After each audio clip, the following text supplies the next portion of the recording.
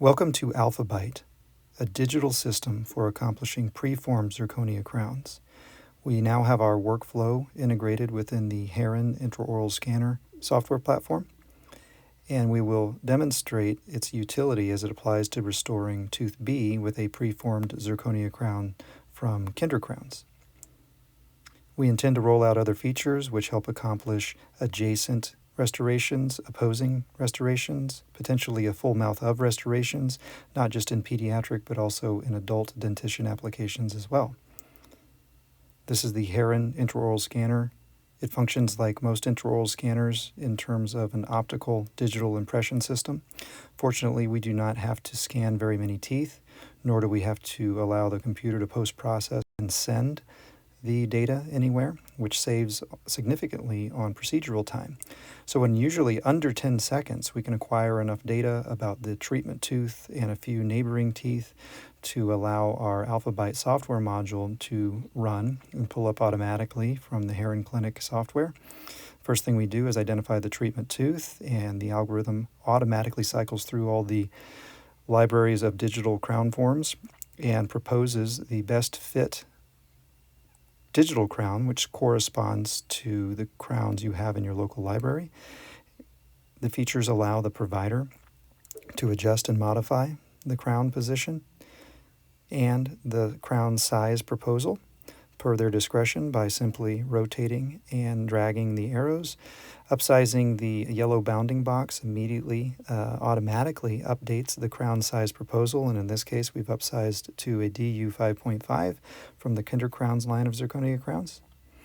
And in the bottom right panel we can picture the external crown form relative to the adjacent teeth, and in the upper right picture we can identify the tooth reduction requirements necessary to accomplish this particular crown size in this particular position. The color mapping indicates reduction requirements ranging from 2 millimeters in red through the orange down to the yellow, which is 0.5, all the way through blue, green, and purple, which indicate no reduction requirements necessary. Which is interesting because the first time ever, we can now be much more conservative on our initial preparation approach, knowing that there are certain surfaces of this unprepared tooth that require zero preparation whatsoever. We can get very specific as to the reduction requirements by dragging the buccolingual and mesiodistal cross-sectional sliders across the tooth, but the color mapping should be intuitive enough to get you very, very close to ideal preparation form just by visual reference alone. So by having this cheat sheet that will guide your preparation attempt in the upper right, and having the crown proposal on the screen before you even start, now the first question is automatically answered. Which crown do I try in after I have prepared this tooth? Well, the computer program has already answered that question for us. In this case, it is a DU 5.5 from Kinder Crowns Universal line. And that crown can be pre-selected and set aside by your assistant before you even begin the procedure. And by looking at the color mapping and the cheat sheet for preparation, perhaps we can nail this preparation the first time, and that pre-selected crown fits perfectly on the first attempt. And now perhaps we have accomplished a pediatric zirconia crown faster than we ever could a stainless steel.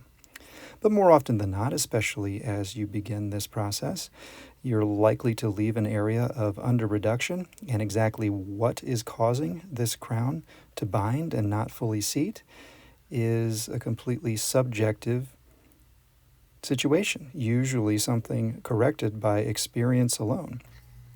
No longer is that the case, because simply by using the scanner, passing it over your initial preparation attempt, and rerunning the automated algorithm that analyzed the preparation form, in mere seconds we can pre-answer those gut-level questions that were ordinarily blindly refining this tooth circumferentially. Now we can see exactly where the tooth is under-reduced and what is causing the binding when we attempt to seat that pre-selected crown. No longer are we confused as to is it a crown selection problem or a tooth preparation problem.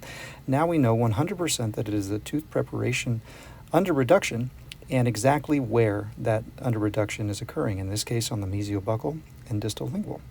It's as if your professors from dental school were to mark up your initial preparation attempt with yellow, orange, and red highlighters and show you exactly where you have messed up, exactly where this tooth requires further reduction to receive that ideally selected crown size.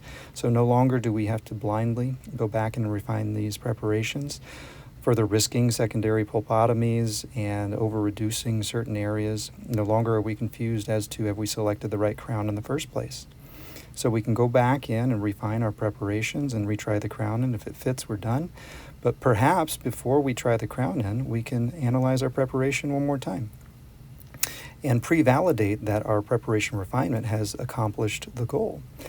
As many of us know that have tried in zirconia crowns, sometimes they break due to their inflexibility, and that costs us not just money but additional time. And if we pre-validate our preparations and achieve this visual passivity, we can go back into physical crown try-in mode with a lot more confidence that we will achieve that proper fit and good retention and resistance form by still having a mind for conservative tooth preparation, but also a mind for efficiency and proper crown placement.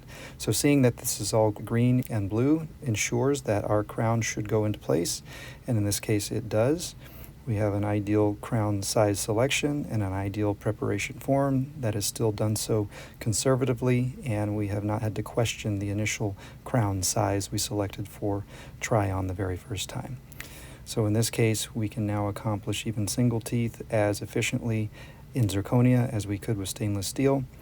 And maybe it's an academic exercise, but of those of us that want to be more trusting of the computer guidance here, we can go back in and scan the post-cementation crown position and reanalyze how well we stayed true to the digital proposals.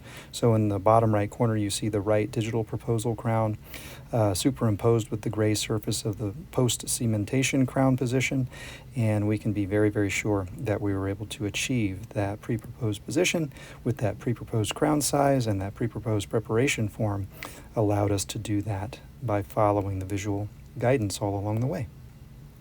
So in this, we hope that we can offer highly desirable, more durable, more biologically compatible, and aesthetic zirconia alternatives to stainless steel crowns for every patient in need.